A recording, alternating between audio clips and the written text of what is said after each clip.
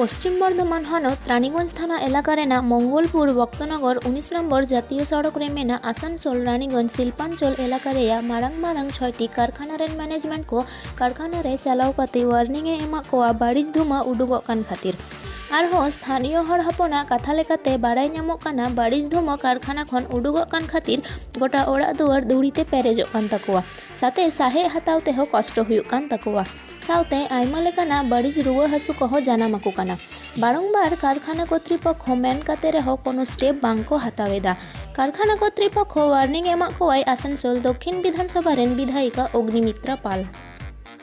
আমি আজকে এখানে এসেছি আমার বিধানসভার মঙ্গলপুর এরিয়া ইন্ডাস্ট্রিয়াল এরিয়া। এখানে প্রায় 6টা কারখানা আছে, স্পঞ্জ আয়রনের কারখানা, যেখান থেকে সাংঘাতিক রকম পলিউশন হচ্ছে। আগেও আমরা এসেছিলাম এখানে, আগেও সতর্ক করে গেছি, কিন্তু তারা কোনো রকম অ্যাকশন নিচ্ছে না। তাই আবার আসতে হলো, কারণ কি আমার এখানকার গ্রামের মানুষ, আমার ভোটার, তারা আমার ভোটার বা যারা আমার ভোটার নয় সবাই এখানে ভুক্তভোগী এবং বেশিরভাগ মানুষের অ্যাজমা, সিওপিডি, লাং ক্যান্সার, বাচ্চাদের গ্রোথ হচ্ছে না। সুতরাং আমি এটা বরদাস্ত করব না। আমরা ইন্ডাস্ট্রিয়ালাইজেশনের অ্যাগেনস্টে নই, সম্পূর্ণভাবে ইন্ডাস্ট্রিয়ালাইজেশন হোক।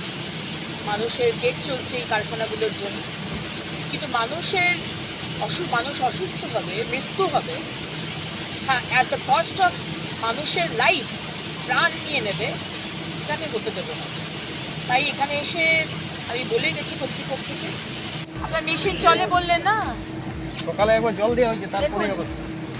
আজকে যদি এই কালি একটা মানুষের লাংসে ঢোকে, একটা ছোট বাচ্চা স্কুলে যাচ্ছে তার লাংসে যদি এটা ঢোকে, তাহলে সে কতদিন বাঁচবে? আর আমরা তাকে কি পরিবেশ দিচ্ছি বাঁচার জন্য?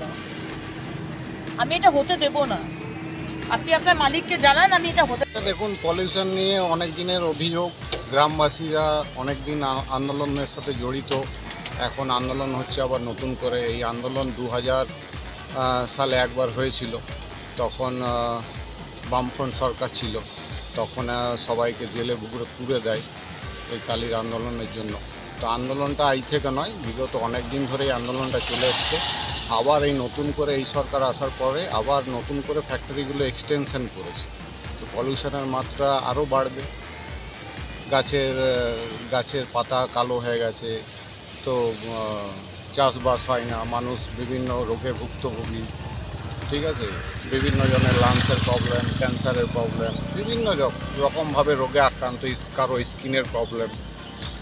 তারপরে বাড়িতে সারাদিন ওই ডাস্ট পড়তেই থাকে, বাড়িতে বিভিন্ন রকম ময়লা, তারপরে কালি, পায়ে হাঁটতে পারবেন না, সকালে হাঁটতে পারবেন না।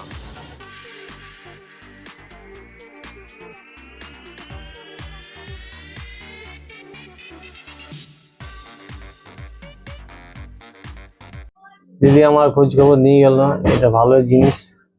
আর বিশেষ করে পলিউশনের এগেনস্টে যদি বিগত 1-1.5 বছরের লড়াই করছে, আমরা দিদির সঙ্গেই আছি। কারখানা কর্তৃপক্ষ দিকে বারবার বলা সত্ত্বেও টনক নড়ে না, এইটি খারাপ লাগে। আগামী 1-1.5 বছর ধরে আমি বিরাট অসুবিধার মধ্যেই আছি। আপনার অর্থনৈতিক দিক থেকে বলুন, শারীরিক দিক থেকে, আপনি তো দেখতেই পাচ্ছেন আমার স্ত্রী বিগত 1.5 বছর ধরে এক দুরারোগ্য ILD-তে আক্রান্ত।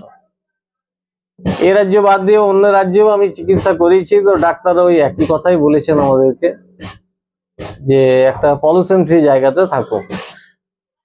এবার পলিউশন ফ্রি জায়গাতে আমি কিভাবে থাকবো, একটা আর্থিক ব্যাপারও আছে তার সাথে। কিন্তু আমার রিকোয়েস্ট এইটুকুই যে গ্রামটাকে আমার স্ত্রীর যা হয়েছে হোক, বাকি গ্রামের লোকে যাতে না হয়। গ্রামটা